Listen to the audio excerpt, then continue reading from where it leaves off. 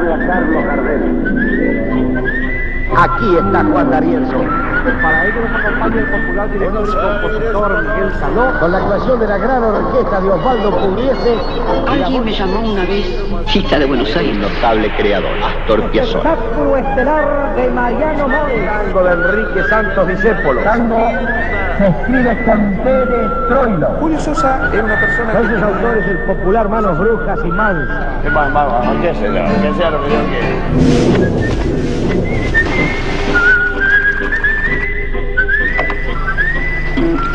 Los capos del tango.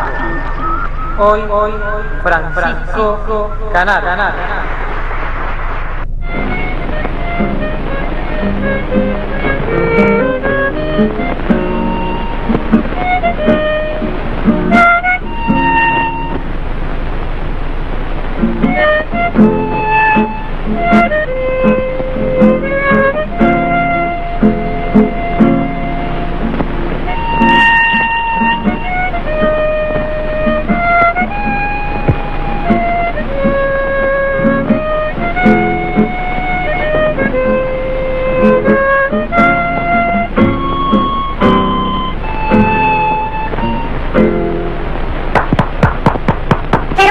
Son las casualidades, maestro. Yo estoy con Sentimiento Gaucho y aparece usted. ¿Vos me conocés? Pero si usted es más conocido que la compasita. Usted con el palito en la mano es como Pancho con el volante en carrera.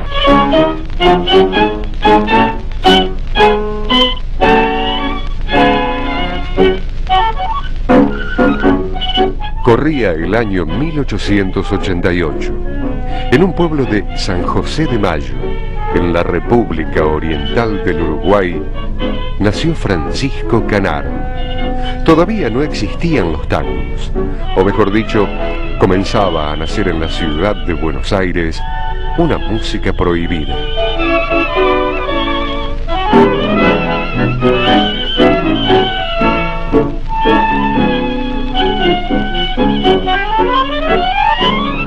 Los organitos desparramaban notas por la ciudad y en el paso pesado de la tarde la música entraba por los postigos de las ventanas. Nació en San José del Uruguay, era de Maragato, un 26 de noviembre del 88. Fueron 11 hermanos, muy pronto a raíz de la viruela fallecieron 2 hermanos. Vivían en un pequeño conventillo, todos en una habitación. Fue una vida de mucha lucha, tal es así que después intentaron venirse acá a la Argentina. Primero vino mi abuelo, don Francisco Canaro, y después mandó a buscar a mi abuela junto con todos sus hijos. ¿Y usted, maestro Canaro, cuántos años tiene? Yo voy a cumplir de aquí 2 meses 76 años. Ay, ¿por qué se ríe? Parece que no le tiene mucha confianza. Porque no se saca los años, ¿eh? Pero tiene la costumbre que cada año, antes, ahora no sé, cada año se sacaba un año. Hasta que iba a llegar a los 60 ahora. Eso era cuando él tenía pretensiones de galán. Ya no las tengo más.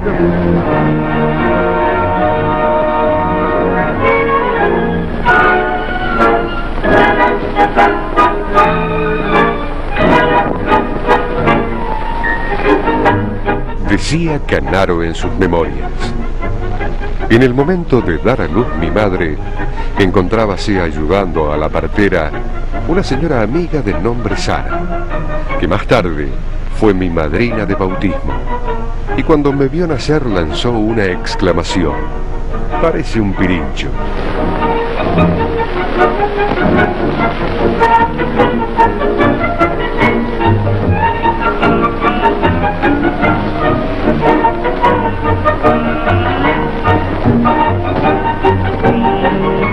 Mi padre junto con otros hermanos, con Humberto, con Juan, vendían diarios en la calle para poder llevar el sustento a su casa. Fueron años de realmente muchísima lucha.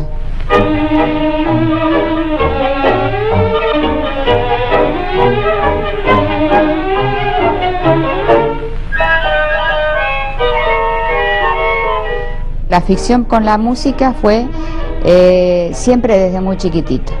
Cuando habían comparsas o habían lugares que se tocaba algo, empezó haciéndose un pequeño violín de lata. Y ahí empezó con la música, le gustó muchísimo y lo llevaba en la sangre. Canaro empieza a grabar como músico con Vicente Greco. Él cuenta que graba aquellos discos para la Columbia alrededor de 1911. Aparentemente toca Canaro con Greco. Si bien hay algunos discos anteriores en los que tal vez no estuviera, porque parece que fuera un cuarteto al escucharlo, pero por ahí empieza.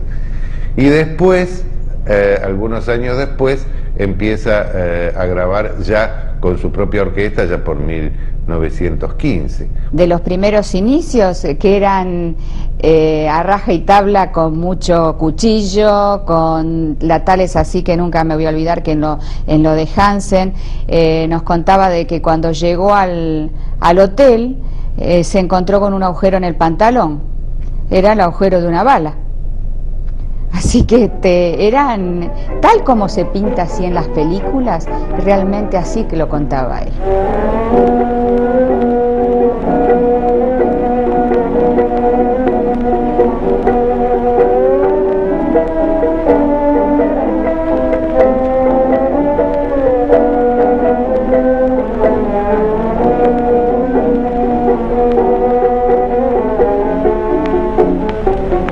Canaro, ¿con quién vino usted esta noche? ¿Con uno de sus hermanos? Con mi hermano Mario, sí. ¿Y por qué no nos acompaña Mario aquí en esta ocasión? Mario, ¿qué es usted tan gentil? ¿Quiere acompañarnos? Tome asiento donde guste. Y era el mayor de los hermanos, fue el guía y después se juntaron lo mismo que Juan, que Humberto y que Mario Canaro. Rafael Canaro, que fue el que se hizo famoso en Europa. Es decir, Rafael Canaro viajó en el 25 como contrabajista en aquel viaje famoso de Canaro a París y se quedó hasta la guerra. Juan Canaro, que era bandoneonista, viajó también con esa orquesta y se volvió un poco antes. Después Mario Canaro, que también tuvo su orquesta, que también llegó a grabar.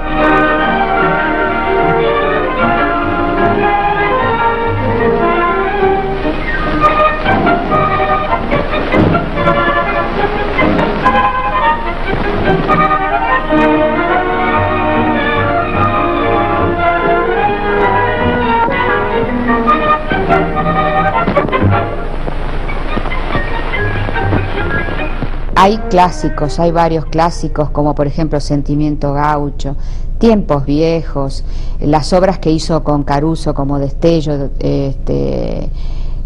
son obras que la pegaron muy fuerte en el público. Era habitual discutir o objetar la autoría de Canaro de estas obras. Muchos decían, no, las compra, se las escriben. Sí, ya sé que se ha hablado, viste, que ha comprado música, bueno, eso es, la gente puede hablar. Yo creo que por envidia, y voy a basarme en una cosa.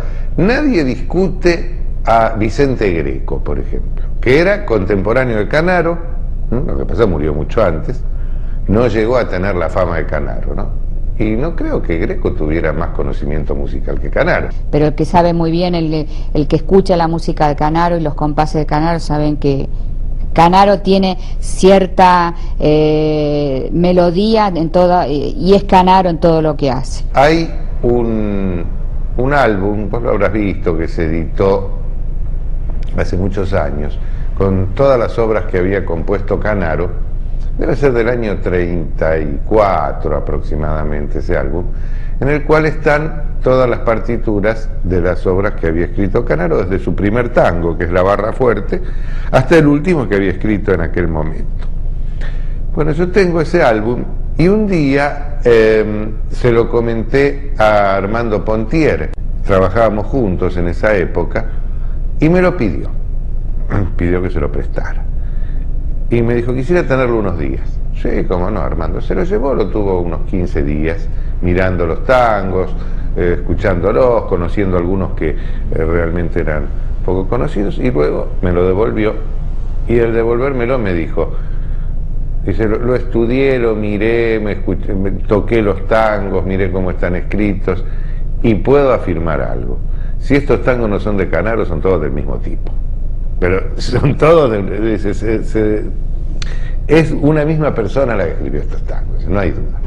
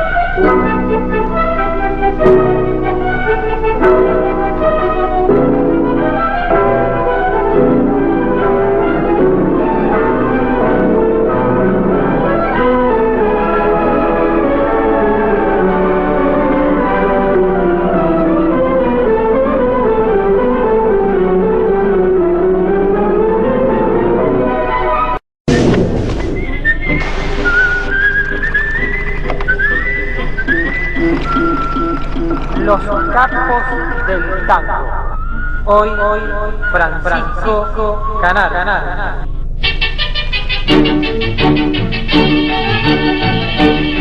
En la década del 20, Canaro, Roberto Firpo y Francisco Lomuto eran las tres orquestas más famosas de Buenos Aires.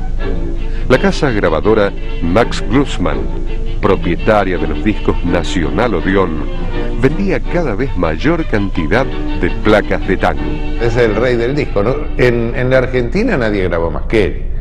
Y en el extranjero no sé si habrá habido otro caso de músico que haya realizado tal cantidad de grabaciones. Canaro yo creo que fue la primera orquesta grande, con 5 bandoneones, 5 violines,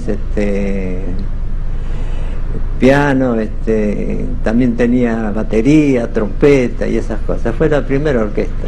Echa amigos nomás, échame y llena hasta el borde de la copa de champán, que esta noche de farra y de alegría el dolor que hay en mi alma quiero ver.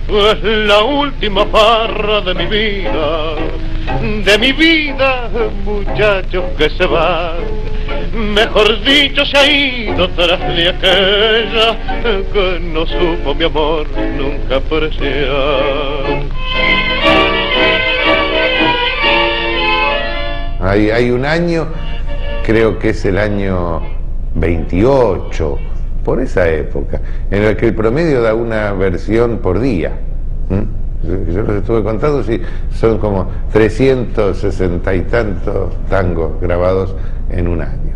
Y las grabaciones usted sabe cómo eran antes no es como se hace ahora, que se lleva una cosa ensayada y todo eso. Antes ponían la música en el atril, la ensayábamos ahí en la sala de grabación, la repasábamos unas cuantas veces y ya se grababa.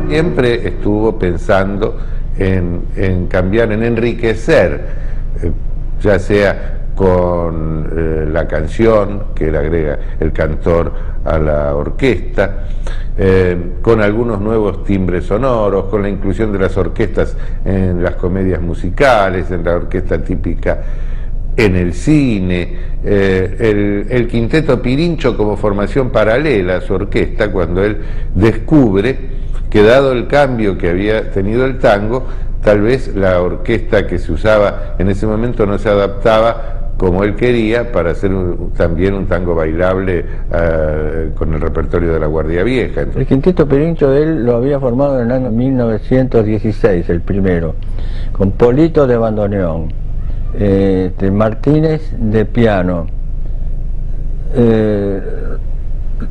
creo que se llamaba Rodolfi, el segundo violín, él de violín, y de contrabajo estaba Leopoldo Thompson. Si vas siguiendo la evolución sonora de su obra, no encontrás cortes bruscos.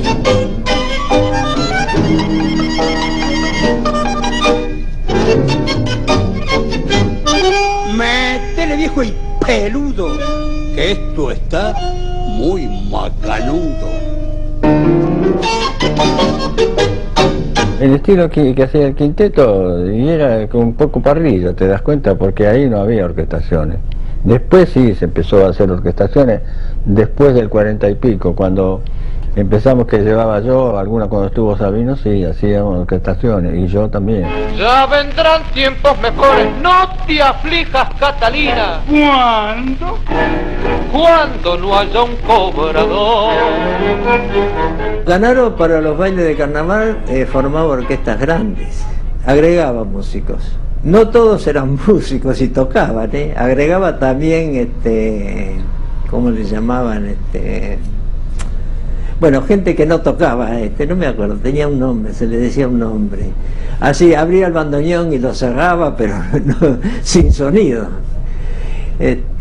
Para impresionar al público. Él anunciaba 20 bandoneones o 30 bandoneones, y de los 30 bandoneones 10 tocaban, los otros eran gente que no tocaba el bandoneón. Nadie pudo superar a Canaro, los pasó a todos, ¿no? A todos los directores, hasta la década del 40, cuando, hasta unos años antes, hasta la irrupción de D'Arienzo, de esa nueva forma, pero durante todos esos años fue rey.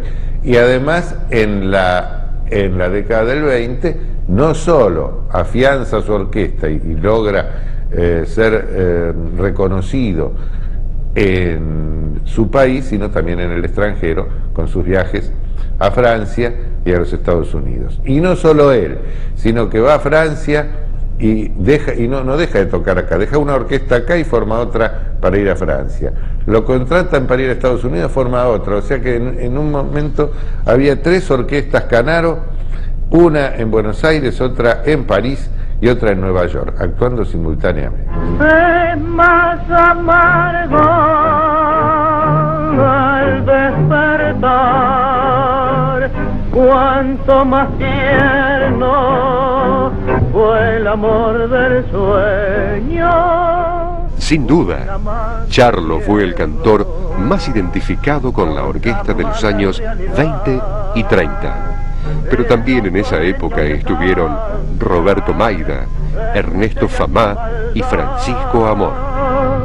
Yo quisiera soñar de dormir de una vez para no despertar. Canaro es el primer director, él lo cuenta en su libro, que agrega el cantor. Hasta ese momento las orquestas trabajaban sin cantor y no como luego era habitual que tenían 1 o 2 cantores las orquestas. Entonces a Canaro se le ocurre agregar un cantor cantando un fragmento de la letra, lo que se llamaba el estribillo, que no era sino la segunda parte del tango. Generalmente esa era la parte que se cantaba. Una estrella que cayó del firmamento, hecha carne por milagro de la vida. El momento en que mi alma está herida, con su luz mi destino ilumina. Hoy no siento ya el dolor de mis heridas, todo es alegría, un canto al amor.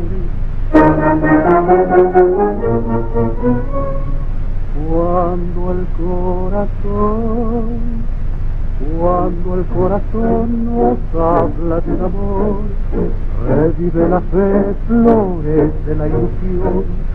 Cuando el corazón recuerda a una mujer, la vida es gozar y el vivir querer. Canaro trabajó con cantores destacadísimos. El que estuvo más asociado a la primera etapa fue Charlo, evidentemente, que grabó una cantidad increíble con Francisco Canaro, ya sea como estribillista de su orquesta o a veces acompañado por la orquesta de Canaro. Y la figura femenina de Ada Falcón, que no grabó tanto como Charlo, pero era habitual que estuviera en su orquesta. Otros cantores, hubo algunos de espacio fugaz, pero entre los que se quedaron mucho y que hicieron época con Canaro, después de Charlo habría que nombrar a Ernesto Famá, y luego a Roberto Maida y a Francisco Amor. Cuando entré estaba Ernesto Famá y Francisco Amor. Francisco Amor, cuando cantaba Bajo el cielo azul, era una cosa impresionante, porque cuando estuvimos en Montevideo más de un mes, las cazueleras, cuando él cantaba Bajo el cielo azul, el escenario no podía caminar porque estaba totalmente cubierto de flores, ramos de flores y flores y flores y flores. Nunca yo vi una cosa en mi vida que el homenaje y cómo lo recibían a Francisco Amor. Cuando abría los brazos así Bajo el cielo azul, se comía a todo el mundo. Bajo el cielo azul de mi montaña, allá en la falda acurrucada, una taperita nacarada, plena de luz, plena de sol, plena de fe y amor. En los años 40, 4 voces representaron el estilo Canaro y grabaron varias placas con la orquesta. Eduardo Adrián, Carlos Roldán, Guillermo Coral, seudónimo del actor Guillermo Rico, y Alberto Arenas. Boca que ya no ríe, está riendo otra vez, y vuelve todo el pasado que nunca podrá volver.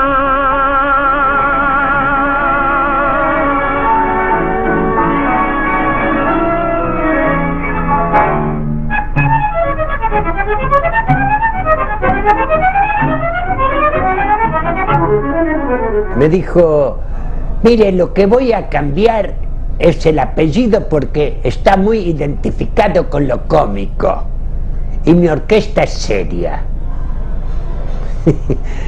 Bueno, sí, yo con tal El sueño del pibe a los 23 años, no, 24 años, cantar con Francisco Canaro, una de las primeras figuras del tango. Y yo pero cualquier apellido me venía bien, creía, pero del dicho al hecho hay mucho trecho. Ya en el rancho no nacen las flores, ni se ve la guitarra colgada, ya no escucha la verde enramada, el idilio campero de ayer. Me dijo, ya lo tengo, Guillermo Barragán.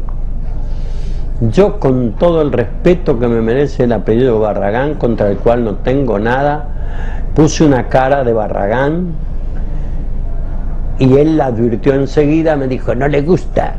Digo, no, ¿sabe qué, maestro? Lo veo como para un cantor campero, la voz de la tierra, Guillermo Barragán. No importa, yo mañana le busco otro. Y al otro día vino y me dijo, ya tengo, Guillermo Peñaflor. No estaba el vino, pero ya olía vino. Así que yo debuté y no sabía cómo me iba a llamar. En la continuidad vi Guillermo Coral, dije, este tengo que ser yo. Y fui durante un año y medio largo, fui Guillermo Coral. Hay que aclarar,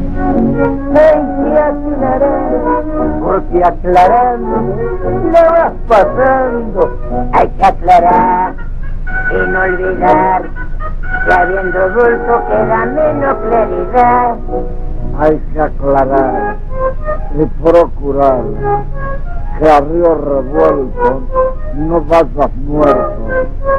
Hay que aclarar y coge más. En cuenta clara, tiempo se va la mitad. Aclarar.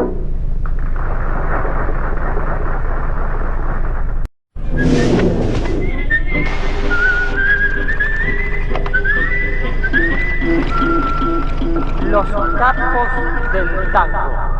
Hoy, Francisco Canaro.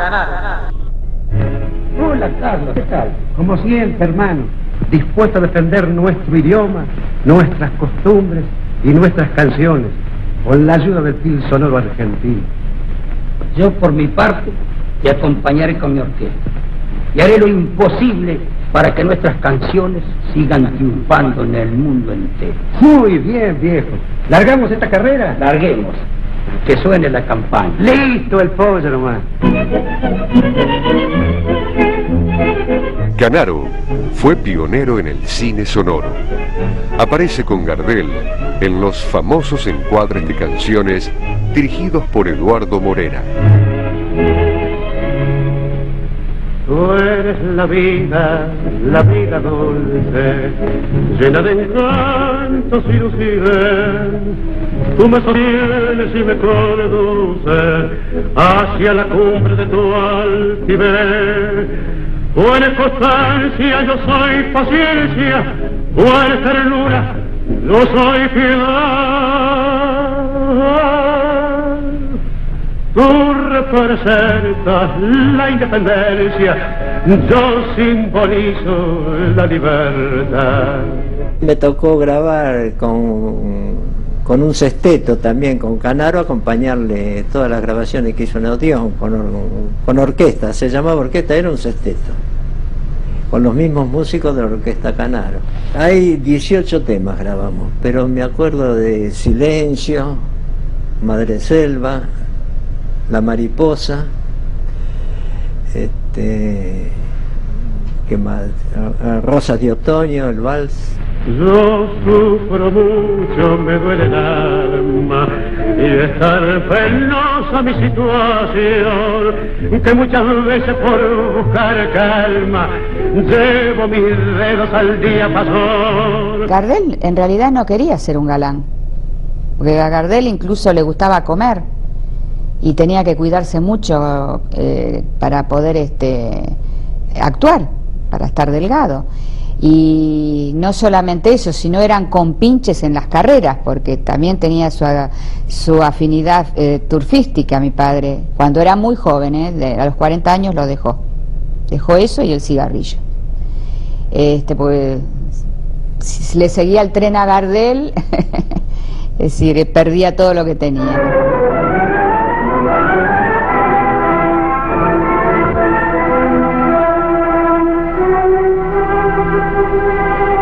En el año 1934 fundó la compañía de cinematografía Río de la Plata, con la cual produjo hasta 1950 un total de 11 películas.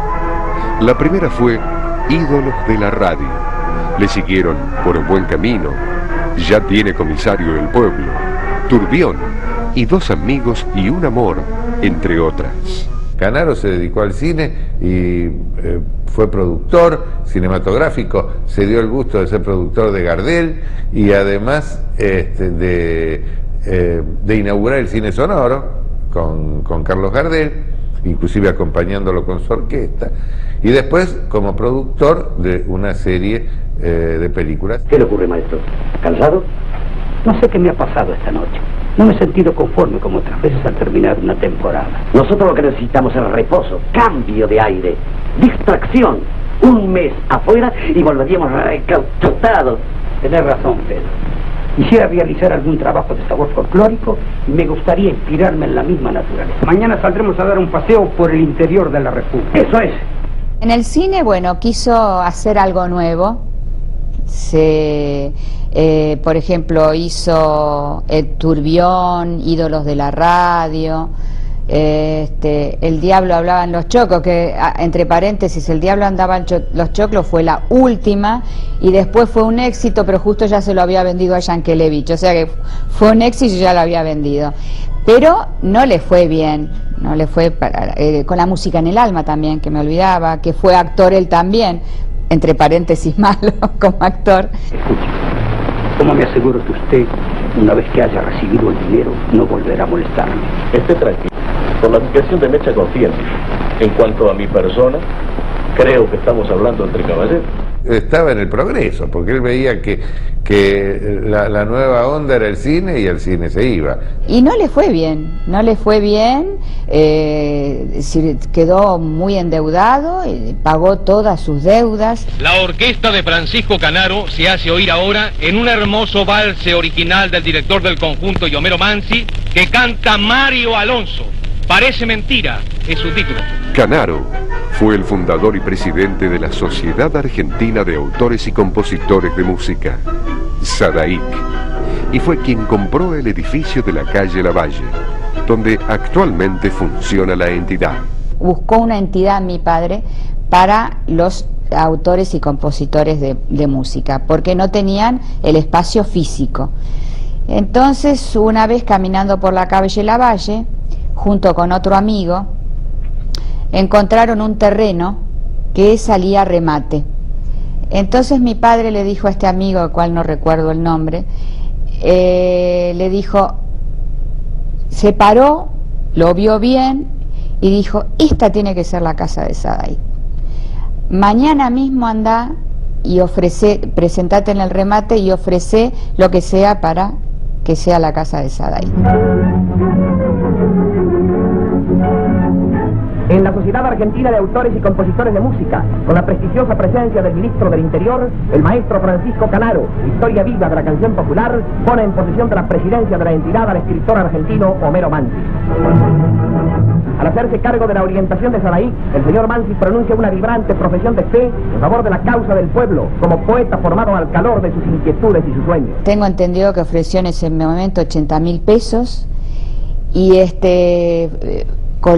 puso el dinero y así se hizo de la propiedad, que era un terreno. A los 2 días siguientes lo llamaron por teléfono para ofrecerle, creo que duplicarle esa cifra por ese terreno, y él dijo que no, porque esa iba a ser la casa.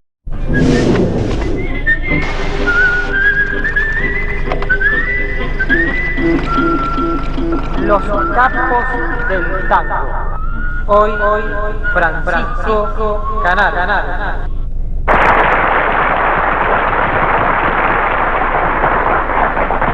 Señoras, señores, hace 15 años estrené mi primera obra, pero mi emoción y mi agradecimiento son los mismos de aquella noche, para mí tan llena de recuerdos.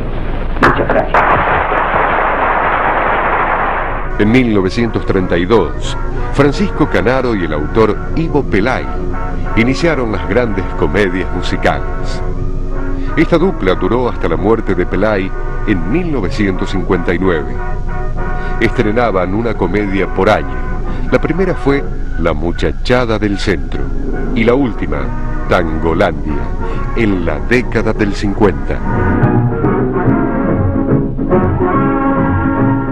Hay un reportaje que le hicieron a él que decía el padre de la revista, Ivo Pelay.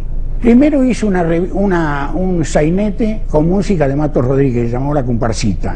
Y mi viejo le puso letra, que fue un año, fue muy bien. Entonces mi viejo se le ocurrió llevarla, como novedad, llevar la orquesta de Canaro al escenario.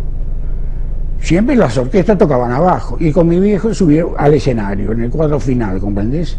Una comedia musical, con música de tango, de cosas de las valses, de la época. Y resultó, La Muchachada del Centro era, que trabajaba la Merelo, Tito Luciardo. ¿Qué decís? ¿Qué decís? ¿Cómo te va? Chico, bien. ¿Quién te ha visto y quién te ve? ¿Qué decís? Vos tirabas los diamilias que dan masticando perejil. La primera obra que hizo en un teatro del centro fue La muchachada del centro, que duró 2 años en cartel. Después de La muchachada del centro hizo La canción de los barrios, en el año 34. Astilleros al sol, rezongando la voz, rascacielos de luz, donde vibra el placer, chimeneas sin fin, arrojando dolor, rosedales sin par, envolviendo el querer, cada barrio un cantar, cada barrio un color, unos dicen placer, otros dicen dolor, es así mi ciudad, mi porteño jardín, rascacielos de luz, astilleros al sol, chimeneas sin fin. En el 35 hizo Rascacielos, en el 36 La patria del tango, en el 37 hizo Mal de amores, en el 38 no hizo nada, en el 39 El muchacho de la orquesta, que fue cuando Ivo Pelay le llevó a Marianito Mores. Así es como tuve la suerte de conocer al tiempo a un hombre que me consagró de manera total como colaborador, como pianista.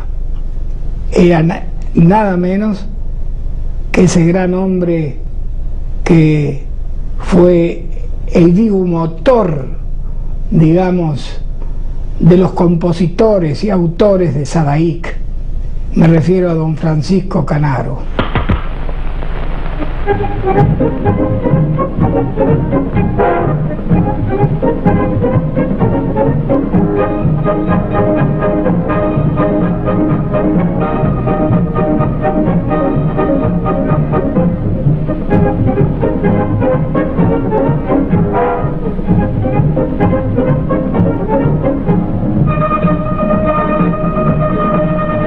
Mi viejo daba la idea, tenía la idea, ¿no? Y después Canaro entregaba las piezas musicales, una con cosas de amor, otras cómicas, y así va variando la música. Fueron sensación en su momento las comedias musicales de Canaro, el público las aplaudía a rabiar, había un momento en que hacía una por año y tenían que parar porque estaban cansados ya. Un día estábamos ensayando ahí, en la historia del tango, y Canaro estaba ahí sentado escuchando. De pronto terminamos de ensayar y Canaro dice: no se vaya nadie. Arriba había como 20 chicas, las del coro, que bailaban, ¿no? Y nos dice, mirándonos: señores, era cuando ya íbamos a debutar, ¿no? Señores, les quiero hacer una aclaración. Estas niñas que están ahí arriba, desde hoy son hermanas de ustedes. Al primero que le falte el respeto, que se quiera hacer el vivo, hizo así, ¿no? Lo he hecho. Hombre de los candombes por el candombe doniquere, negrita de los candombes del candombe si me quiere. La munginga se casó con el mungingo Ramos y un munginguita salió más munginga que el carbón. Candombe de los candombes por el candombe doniquere, negrita de los candombes te doy candombe si me quiere. A ver la negra felicita como se porta con el negro Ramón Toleira. A ver, porque si no va a haber empanadita caliente, Claro, habían llevado la comedia musical a un grado tal que tocaron temas de la época de Rosas, Buenos Aires de ayer y de hoy, que ya para mí fue la mejor comedia de mi viejo y de Canaro. A continuación, el maestro Francisco Canaro les hará oír su famoso tango fantasía Halcón Negro en un arreglo sinfónico.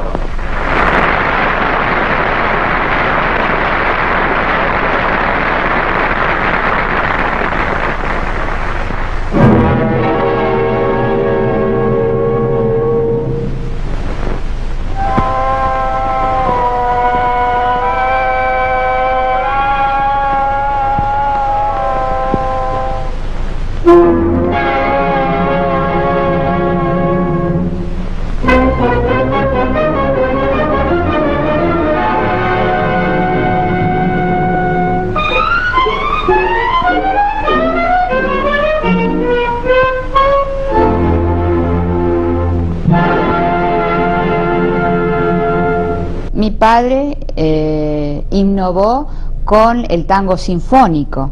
que también tuvo mucho éxito, como por ejemplo Mirlo Blanco y Halcón Negro. Y la última que hicieron, Tangolandia, esa duró 2 años y medio. Se llamaba Tangolandia, en que participaba en aquella época mi galán era Jorge Liral. Ivo Pelay manejaba todo. Ivo Pelay me enseñó a hablar, me enseñó a tener pausas, me enseñó a darle expresión a las palabras. Y se hacía un casamiento, todas las funciones, ahí salía la Solís vestida de novia con un ramo blanco de flor. Había un momento que era muy importante cuando yo estaba llegando, caminaba por la platea y yo estaba llegando casi al escenario, que era prácticamente el altar. Tenía que quedar todo el escenario oscura y en aquella época tenía que oírse nada más que un solo, no sé si era de farfisa, que era como un organito, era una cosa muy remodernísima, te estoy hablando del año 50 y algo, 55, 56. Entonces hay un silencio muy grande y se escuchó la voz de Canaro con esa personalidad que tenía, que dijo bueno, dijo una palabra, ¿no? No se escucha el Ave María, esto no es un casamiento.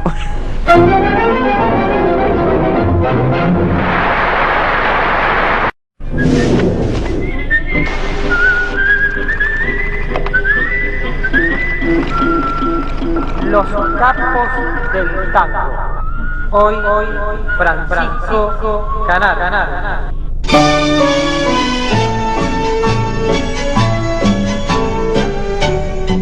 En 1954, ante la imposibilidad de viajar al Japón, envió a su hermano Juan Canaro, con las voces de Héctor Insúa y María de la Fuente. En el año 1961, Francisco viajó con toda su orquesta a Japón. Desde ese momento, no se recuerda un recibimiento tan importante a un artista de la música popular. Japón, Japón. Sé que en esta tierra divina quieren mucho a nuestro tango, y quien quiera nuestro tango también quiere a mi Argentina. De aquí salimos el 25 de noviembre y el 26 cumplió 73 años en el avión, Canaro, que estaba muy enfermo cuando fuimos. Japón, Japón, bella tierra del oriente, hoy llego a ti con mi tango más ferviente. Cuando llegó Frondizi, estábamos en el aeropuerto, nosotros los músicos y un comité de recepción, total 50 personas. Cuando llegó la Orquesta Canaro había 3.000 personas, 3.000 personas. Y cada 4 músicos teníamos un auto con un chofer que hablaba castellano. Una gran emoción al ponerme en contacto con el pueblo de Japón. Creo que es verdaderamente un símbolo de la amistad entre Japón y la Argentina, que después de los contactos con las autoridades me encuentre aquí en esta sala donde vamos a escuchar música. Y cuando íbamos para el Hotel Ginza, adelante teníamos 2 motocicletas con banderines argentinos y japoneses, de los 2 lados, abriendo paso. Al punto tal que Estel Rojo le preguntó al embajador argentino, que era el de los vinos Orfila, ¿por qué está embanderado Tokio? ¿Porque viene el presidente antes del 13 de diciembre? Y dije, no, porque viene Canaro.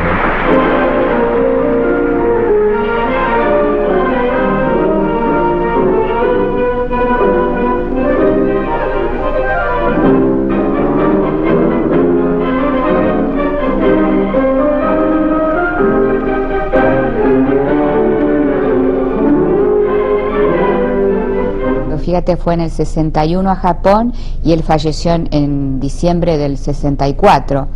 O sea que trabajó, pero poquito. Como padre, fue un excelente padre, muy cuida. Fíjate, yo tenía en ese momento 17 años y mi hermana tenía 15 años. es decir, era un hombre grande, nos tuvo grande, a los 60 años me tuvo a mí, y estaba acostumbrado a otra época, o sea que había un choque generacional. Abierto no era, eso seguro. Una vez terminamos un programa sin público y una de los clásicos, creo que era La Mariposa, ¿no? Hubo unas fallas, ¿no? Y dijo, ahora se ensaya hasta el final. Y lo ensayó una vez. Y todos pusieron rigor en hacerlo bien. Y entonces Canaro, en el término del tango, se le había ido la chinche y dijo con una voz casi meliflua, si lo saben hacer, ¿por qué no lo hacen bien? Hoy quiero con amor cantar un tango, con toda mi emoción, con toda mi alma, un tango para quien puso en el tango todo su corazón que le dio rango. Hoy quiero con amor cantar un tango, a quien es pedestal de la canción, a quien hizo soñar la piba de Percal, cuando vistió de tango el arrabal. Pirincho, vos sos un cacho de historia, sos la vida, sos la gloria, tanguero, sol inmortal.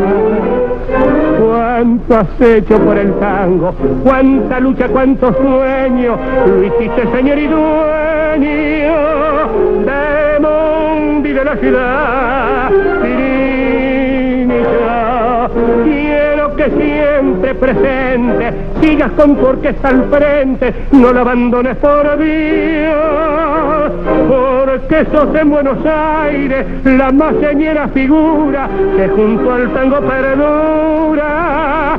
Nunca nos digas adiós.